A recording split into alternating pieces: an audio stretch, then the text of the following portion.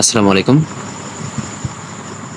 জাতীয় সংসদের সার্বভৌমত্ব ও সীমাবদ্ধতা আলোচনা করো, এই প্রশ্ন এবার 100% আসার মতো। এখানে দেখো, প্রথমে ভূমিকা। Bangladesh Westminster model. Bangladesh Westminster model. Westminster model বলতে কি বোঝাচ্ছে?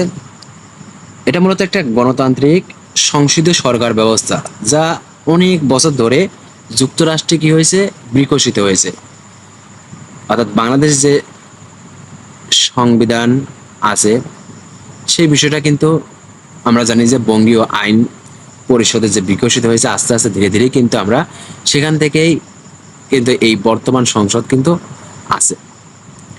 এই সংসদীয় গণতন্ত্র প্রতিষ্ঠা করা হয়েছে, অর্থাৎ সেই ধারা অনুযায়ী ব্রিটিশ সংসদীয় ব্যবস্থা অলিখিত বিধিবিধান। আমরা জানি যে ব্রিটিশ সংবিধান কিন্তু অলিখিত সংবিধান। কাস্টম কনভেনশন ও পার্লামেন্টের আইন দ্বারা পরিচালিত। বাংলাদেশের জাতীয় সংসদ সংবিধান, কার্যপ্রণালী বিধি সংসদের আইন দ্বারা পরিচালিত। জাতীয় সংসদ সংবিধান, কার্যপ্রণালী বিধি। কার্যপ্রণালী বিধি বলতে যে সংসদ কিভাবে পরিচালিত হবে, এটা খ বিভাগে আছে, এটাও ইম্পর্টেন্ট প্রশ্ন। কার্যপ্রণালী বিধি কি, বা কার্যপ্রণালী বিধি বলতে কি বোঝো? কার্যপ্রণালী বিধি বলতে যে সংসদে যে নিয়ম কানুন, অর্থাৎ সংসদ কিভাবে তার অধিবেশন রাখবে, কিভাবে তার নিয়ম নীতি রক্ষা করবে, সেই বিষয়টা মূলত কার্যপ্রণালী বিধিতে উল্লেখিত আছে। বাংলাদেশ সংবিধান সার্বভৌমত্ব হলেও এর ক্ষমতা সংবিধান জাতীয় সংসদকে দিয়েছে। আর জাতীয় সংসদ অর্থাৎ সার্বভৌমত্বের ক্ষমতা কাকে দিয়েছে? আইনসভাকে কিন্তু সার্বভৌমত্বের ক্ষমতা দিয়েছে।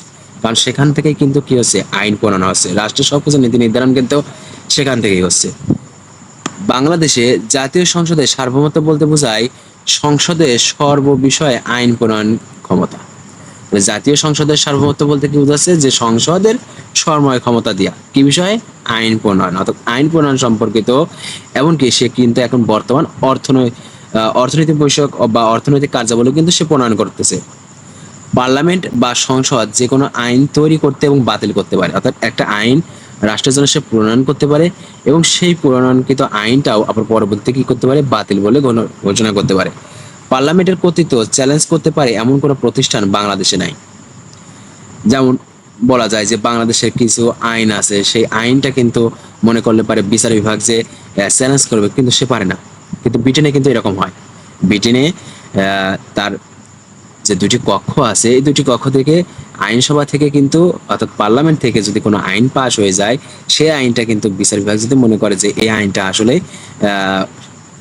মানুষের জন্য ক্ষতিকর বা রাষ্ট্রের জন্য এটা প্রয়োগ সম্ভব নয়, সেক্ষেত্রে দেখা যাচ্ছে সেই আইনটা বিচার বিভাগ কিন্তু বাতিল করতে পারে। কিন্তু বাংলাদেশে এরকম কোনো প্রতিষ্ঠান নাই যে একটা আইন জাতীয় সংসদ থেকে পাশ হয়ে গেছে, সেই আইন কিন্তু আইন সে বাতিল করতে পারে। এমনকি আমরা জানি যে আমাদের রাষ্ট্রপতিরও সেই ক্ষমতা নেই। আমরা কোন একটা আইন প্রণয়ন করার ক্ষেত্রে আমরা কিন্তু সেটা রাষ্ট্রপতির কাছে যাচ্ছি, রাষ্ট্রপতি কিন্তু সেটা অনুমোদন দিয়ে দিচ্ছে, রাষ্ট্রপতি কিন্তু ভেটো প্রদান করতে পারতেছে না। দেখো এখানে আছে সংবিধান 16তম সংশোধনী পার্লামেন্ট ও সংসদকে বিচারপতিকে অভিশংসনের মাধ্যমে অপসারণের ক্ষমতা দিয়েছে। অর্থাৎ এই পার্লামেন্টের ক্ষমতা আছে যে রাষ্ট্রপতিকে সংসদে পার্লামেন্ট বা সংসদকে বিচারপতিদের অভিশংসনের মাধ্যমে, বিচারপতি আছে সেই বিচারপতিদের কিন্তু অভিশংসনের মাধ্যমে অপসারণ করতে। আমরা হয়তো পড়েছি যে ফার্স্ট ইয়ারে প্রধান প্রধান বৈদেশিক সরকার, যেখানে আমরা কিন্তু পড়েছি যে মার্কিন যুক্তরাষ্ট্রের সর্বময় ক্ষমতার অধিকারী হচ্ছে রাষ্ট্রপতি। সেই রাষ্ট্রপতিকেও কিন্তু সেই সিনেট কিন্তু অভিশংসনের মাধ্যমে তাকে অপসারণ করতে পারত। সেরকম আমাদের জাতীয় সংসদের ক্ষমতাও দিয়েছে যে বিচারপতিদের কি করবে? অভিশংসনের মাধ্যমে ক্ষমতা দিবে। জাতীয় ও সংসদ বিষয়ক উপদেষ্টা জনাব সঞ্জিত সেনগুপ্ত বলেছেন, পার্লামেন্ট ইজ সোভারেন। নিম্নে সংসদের সার্বভৌমত্ব আলোচনা করা হলো, অর্থাৎ পার্লামেন্ট হচ্ছে সার্বভৌমত্ব। এখানে 1 নম্বর পয়েন্টে আলোচনা করা আছে যে জাতীয় সংসদ দেশের চূড়ান্ত আইন প্রণয়নকারী সংস্থা। এই পয়েন্ট আমরা ছোট করে লিখতে পারি যে আইন প্রণয়ন। এত বড় পয়েন্ট না দিয়ে আমরা কি লিখতে পারি? যে আইন প্রণয়ন। জাতীয় সংসদ দেশের চূড়ান্ত আইন প্রণয়নকারী সংস্থা। সংসদের আইন সকলের জন্যই প্রযোজ্য। তাহলে আইন শুধু যে সাধারণ মানুষের জন্য তা নয়, বিভিন্ন রাজনৈতিক নেতৃবৃন্দ এবং যারা আইন প্রণয়ন করতে তাদের উপরেও কিন্তু এই আইনটা কিন্তু প্রযোজ্য। সকলে এই আওতাভুক্ত, কেউ সংসদে আইনের বিরোধিতা করতে পারে না। সংসদে আইন দ্বারা দেশের সবকিছু পরিচালিত হয়। এই জন্য বলা হয় বাংলাদেশ পার্লামেন্ট সংসদ সার্বভৌম।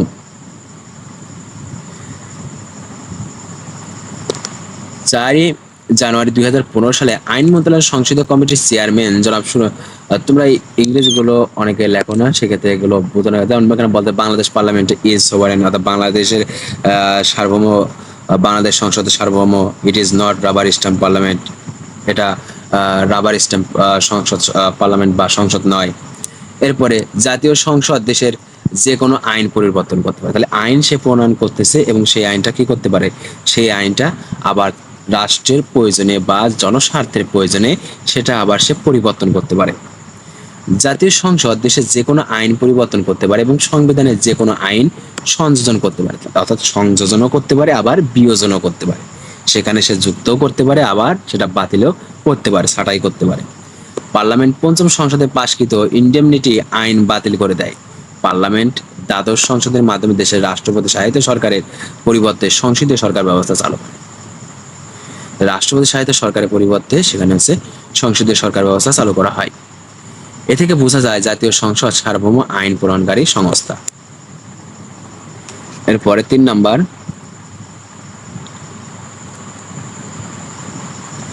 জাতীয় সংসদ সংবিধান পরিবর্তন করতে পারে। আইন প্রণয়ন করতেছে, সেই আইনটা পরিবর্তন করতেছে, আবার সংবিধানও পরিবর্তন করতে, সংসদের সংবিধানটাও পরিবর্তন করতে পারে। জাতীয় সংসদ সংবিধান পরিবর্তন করতে পারে। রাষ্ট্র পরিচালনার নিয়ম নীতিটাই সংবিধান। প্রথম সংসদ 1975 সালে 25 জানুয়ারি সংবিধান পরিবর্তন করে সংসদীয় সরকারের পরিবর্তে রাষ্ট্রপতি শাসিত সরকার ব্যবস্থা প্রবর্তন করা হয়। প্রথমে যখন মুজিবনগর সরকার গঠন করা হয় তখনই কিন্তু সংসদীয় সরকার ব্যবস্থায় ছিল। পরবর্তীতে আবার সেটা কি করা হয়, রাষ্ট্রপতি শাসিত করা হয়। দেশের কোনো প্রতিষ্ঠান জাতীয় সংসদে কোনো কার্যক্রম ব্যাহত করতে পারে না, এজন্য বলা হয় জাতীয় সংসদ সার্বভৌম আইন পরিষদ। এরপর জাতীয় সংসদ সংবিধান যে কোনো ধারা অন্তর্ভুক্ত করতে পারে এবং ধারা পরিবর্তন ও বিলুপ্ত করতে পারে।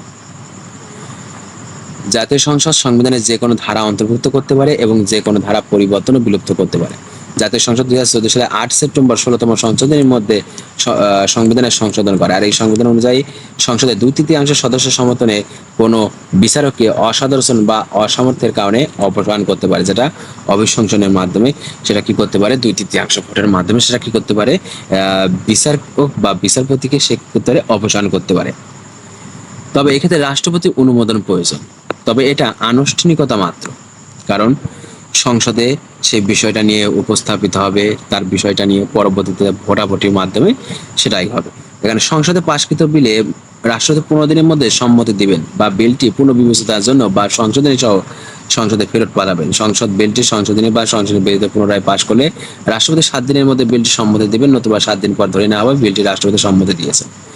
এই বিষয়টা কিন্তু আমরা বাজেট প্রণয়নের ক্ষেত্রে বা আইন প্রণয়নের ক্ষেত্রে আমরা কিন্তু পড়েছি যে রাষ্ট্রপতির কাছে কোনো আইন নিয়ে যাওয়ার পরে সে হচ্ছে 15 দিন টাইম থাকে। 7 দিনের মধ্যে যদি সে মনে করে যে আসলে এই আইনটা গ্রহণযোগ্য না, কিন্তু ভেটো প্রদান করতে পারবে না, অর্থাৎ অসম্মতি প্রদান করতে পারবে না, তিনি বলতে পারে জাতীয় সংসদকে অর্থাৎ আইনসভাকে বলতে পারে আসলে এই আইনটা আবার সংশোধন হওয়ার যোগ্য।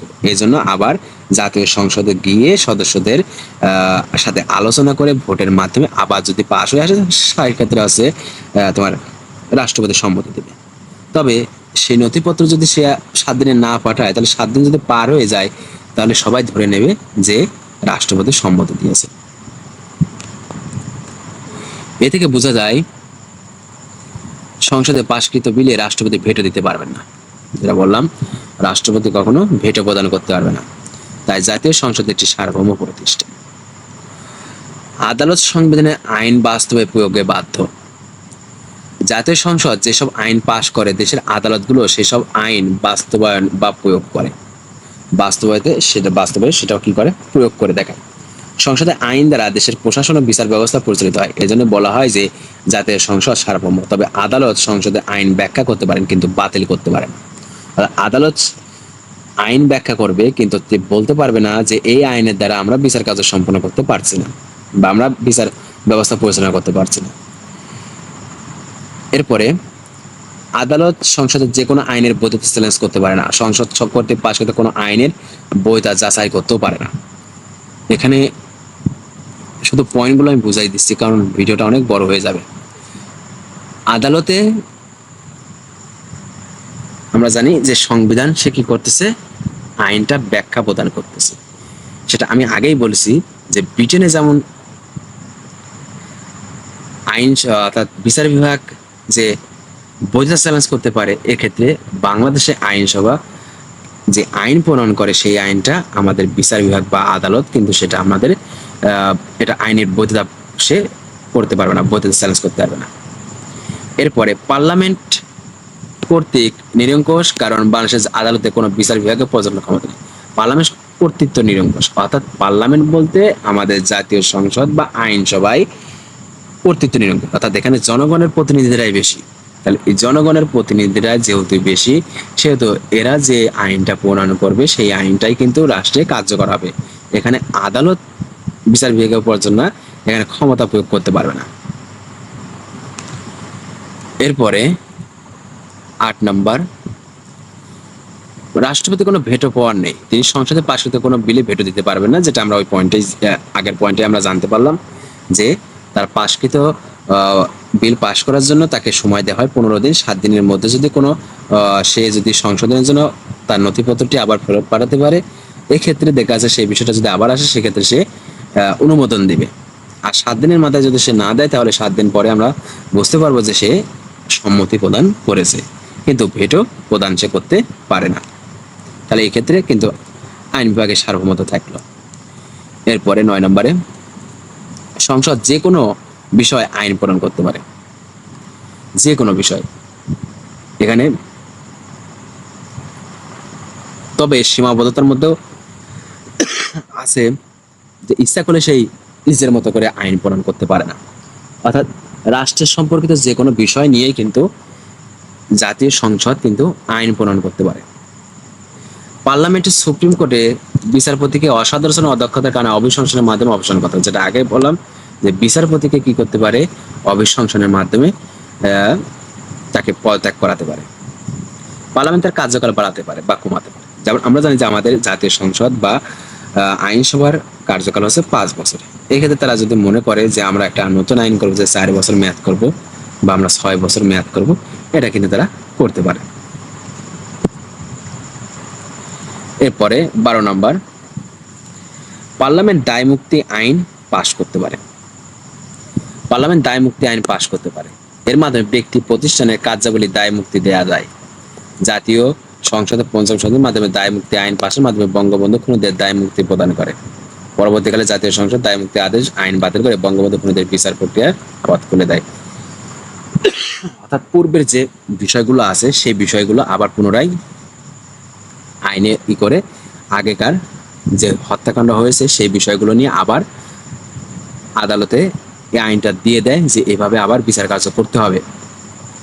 পার্লামেন্ট সরকার গঠন এবং সরকারকে অপসারণ করতে পারে। তাহলে পার্লামেন্ট তার নির্দিষ্ট সময় শেষ হয়ে যাওয়ার পরে সে আবার নতুন করে কি করবে, সরকার গঠন করবে। এবং যদি মনে করে তার কার্যকাল শেষ হওয়ার আগেই সরকার বিরোধী বা স্বৈরতন্ত্র হয়ে যাচ্ছে, স্বৈর শাসকের রূপান্তরিত হয়ে যাচ্ছে, এক্ষেত্রে কিন্তু অপসারণ করতে পারে। পার্লামেন্ট রাষ্ট্রপতিকে অপসারণ করতে পারে। পার্লামেন্টের সদস্যদের নির্বাচনে ভোটে কিন্তু এই রাষ্ট্রপতি কিন্তু অভিশংসনের মাধ্যমে অপসারণ করানো হয়। এরপরে পার্লামেন্ট সংবিধান পরিবর্তন ও সংশোধন করতে পারে, যেটা আগেই পয়েন্টে বলা হয়েছে। জাতীয় সংসদ বাংলাদেশের যে কোনো প্রতিষ্ঠানকে পুনর্গঠন করতে পারে। যেমন আগে যেমন 45 জন ছিলেন সংরক্ষিত মহিলা আসন, এখন যদি মনে করে যে 300টি মূল আসন, এখানে 50টি সংরক্ষিত, আমরা 100টি করে দিই, মহিলাদের সংরক্ষিত আসন আমরা 100 করে দিই, এক্ষেত্রে আমাদের জাতীয় সংসদে 400 আসন থাকে, এক্ষেত্রে কিন্তু সে করতে পারে। এরপরে 17 নম্বর, পার্লামেন্ট সরকার কর্তৃক ঘোষণা বিদেশি রাষ্ট্রের সাথে সন্ধি চুক্তি অনুমোদন করতে পারে। অর্থাৎ বিদেশি রাষ্ট্রের সাথে কোনো বিষয় নিয়ে সন্ধি চুক্তি করার ক্ষেত্রেও কিন্তু আইনসভা কিন্তু সর্বময় ক্ষমতার অধিকারী। পার্লামেন্ট দেশের সরকার পদ্ধতি পরিবর্তন করতে পারে। যেমন সংসদীয় পরিবর্তিত যেমন রাষ্ট্রপতি শাসিত, আবার রাষ্ট্রপতি থেকে সংসদীয়, এভাবে কিন্তু পরিবর্তন করতে পারে। এবার সীমাবদ্ধতা আছে, অর্থাৎ তার যে সব ক্ষমতায় আছে তা না। পার্লামেন্ট নীতি বিরোধী আইন পাশ করতে পারে না। পার্লামেন্টের সদস্যরা যেহেতু জনগণের প্রতিনিধি, এক্ষেত্রে জনগণের বিরুদ্ধে বা নীতি নৈতিকতা বা ধর্মীয় দিক থেকে মূল্যবোধ পরিপন্থী কোনো আইন কিন্তু সে পাশ করতে পারে না।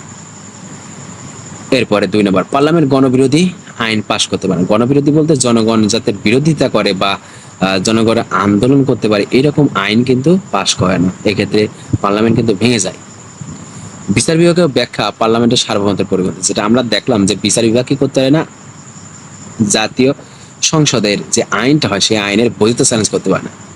কিন্তু হ্যাঁ, আদালতে সে বৈধতা চ্যালেঞ্জ করার ক্ষেত্রে সে নিয়ন্ত্রণ করতে পারে, কারণ আদালত হচ্ছে ব্যক্তির স্বাধীনতা রক্ষক। অর্থাৎ ব্যক্তির স্বাধীনতা রক্ষার ক্ষেত্রে কিন্তু আমরা জানি যে আমাদের হচ্ছে আইনের উৎস, কিন্তু বিচারকের রায়ও কিন্তু আইনের উৎস আছে। অর্থাৎ একটা আইন দেখা আছে, একটা বিষয় নিয়ে সমাধান করার ক্ষেত্রে বিচারালয় হয়েছে, বিচারক বসতেছে, এক্ষেত্রে দেখা যাচ্ছে সেই আইনটা সংবিধানে নাই, সেক্ষেত্রে সে নিজের মতো করে আইন প্রণয়ন করতে পারে, নিজের মতো করে সেই বিচার কাজও কিন্তু সে সম্পন্ন করতে পারে।